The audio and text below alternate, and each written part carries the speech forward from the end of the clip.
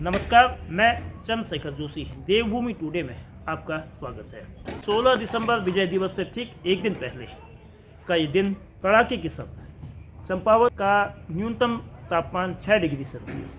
लेकिन इस कड़ाके की ठंड के बीच सियासी उबाल उफान पर है। कल 14 दिसंबर को नगर निकायों के अध्यक्षों के आरक्षण की तस्वीर साफ हुई थी और एक दिन बाद आज 15 दिसंबर को जो नगर निकाय के तमाम वार्ड्स हैं उनमें आरक्षण की स्थिति साफ हो गई है। यद्यपि अभी 7 दिन का समय यानी कि 21 दिसंबर तक का समय आपत्तियों को लेकर दिया गया है। चंपावत जिले की बात है, 4 नगर निकाय हैं, 34 वार्डों में से 50% यानी कि 17 वार्ड्स आरक्षित हैं। अलग अलग श्रेणी के आरक्षण हैं, 50% सीटें आरक्षित हैं और 50% सीटें अनारक्षित हैं। 4 नगर निकाय हैं, 3 नगर पालिकाओं में से चंपावत महिला के लिए आरक्षित है, जो अध्यक्ष पद है चंपावत में, और सबसे बड़ी जिले की नगर पालिका है टनकपुर, वह अदर बैकवर्ड क्लास या अन्य पिछड़ी जाति के लिए आरक्षित है। बनबसा पहली बार वह सीट शेड्यूल्ड कास्ट के लिए आरक्षित की गई है।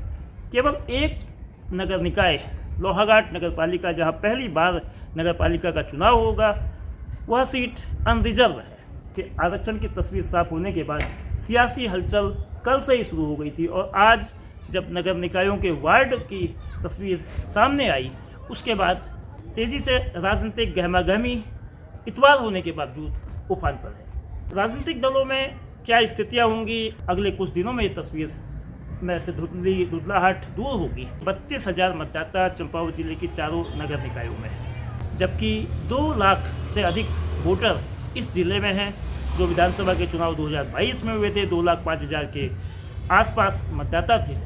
20% से भी कम मतदाता होने के बावजूद आखिर नगर निकायों के ये चुनाव क्यों महत्वपूर्ण है? एक सवाल बार बार उठता है कि क्या विधानसभा पहुंचने की एक सीढ़ी है? विधानसभा पहुंचने के लिए क्या पहली दस्तक नगर पालिका या नगर निकाय? नवंबर 2000 में जब उत्तराखंड का निर्माण हुआ था तो फरवरी 2002 में पहले विधानसभा के चुनाव हुए। टनकपुर नगर पालिका के जो एक सभासद थे हिमेश खरकवाल, वो उस समय नगर पालिका के सभासद थे। कांग्रेस पार्टी ने उनको टिकट दिया और सभासद से वो विधानसभा में उनकी दस्तक रही। यानी कि इस जिले के लिए नगर निकाय चुनावों का क्या महत्व है, वो ये बताता है कि राजनीतिक रूप से ऊंचाई पाने के लिए नगर निकाय खासे महत्वपूर्ण है। यशपाल बेनाम पौड़ी से निर्दलीय विधायक रहे वर्ष 2007 से 2012 तक। वो विधायक बनने से पहले भी नगर पालिका अध्यक्ष थे और विधायक बनने के बाद भी नगर पालिका अध्यक्ष रहे। देहरादून नगर निगम के मेयर विनोद चमोली 2 बार नगर निगम के चेयरमैन रहे और उसके बाद वो विधायक बने। जहाँ तक नगर निकायों का सवाल है, नगर निकाय राजनीतिक रूप से एक अहम सीढ़ी है, तो जाहिर है कि ये चुनाव जो नगर पालिका के होंगे, बनबसा नगर पंचायत के होंगे, खासे दिलचस्प होने जा रहे हैं।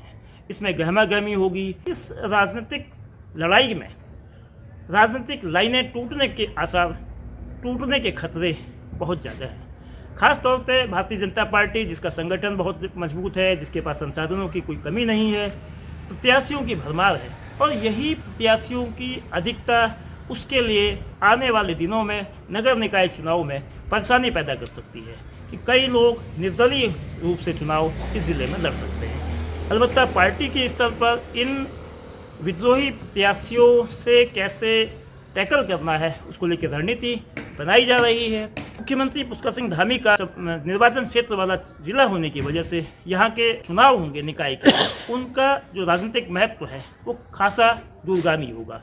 चारों सीटों पर जीत हासिल करना भारतीय जनता पार्टी का अहम लक्ष्य होगा और आज के हालात में 4 में से 3 सीटें उनके लिए लगता है कि आसान होने जा रही है। लेकिन एक सीट पर, खास तौर पर लोहाघाट की सीट पर मुकाबला कड़ा और दिलचस्प हो सकता है। लोकप्रियता की कसौटी केवल मुख्यमंत्री की नहीं बल्कि अन्य राजनीतिक सुरमाओं की भी होगी। लोहाघाट के विधायक खुशहाल सिंह अधिकारी कांग्रेस के विधायक हैं। लोहाघाट विधानसभा में सिर्फ एक ही नगर पालिका है, तो वहाँ कैसा रिजल्ट होता है, नगरीय क्षेत्र में मतदाताओं का रुझान किस तरफ है, क्या उनकी लोकप्रियता बरकरार है खासतौर पर नगरीय क्षेत्र में, और खुशहाल सिंह अधिकारी के साथ ही भाजपा के 2 बार के विधायक रहे पूरन सिंह फत्याल, उनके लिए भी ये चुनाव शहरी मतदाताओं के बीच लोकप्रियता को बताएगा। केवल लोहाघाट क्षेत्र ही नहीं, चंपावत में 2 बार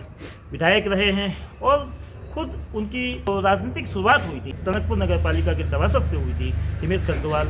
उनके लिए भी ये एक प्रकार से बड़ा और कड़ा इम्तहान होने जा रहा है कि टनकपुर की जो सीट 2 बार 2008 और 2013 में कांग्रेस ने जीती थी, क्या इस बार कांग्रेस टनकपुर में बेहतर कर पाएगी। बहरहाल हालात जो भी हों, नगर पालिका के, नगर पंचायत के ये चुनाव राजनीतिक रूप से काफ़ी दिलचस्प होने जा रहे हैं। कांग्रेस के लिए सबसे बड़ी समस्या प्रत्याशियों का अभाव। तो मई 2022 में उपचुनाव चंपावत का हुआ था जिसमें मुख्यमंत्री पुष्कर सिंह धामी विधायक बने थे। उसके बाद से कांग्रेस का संगठन लगातार कमजोर होते रहा है।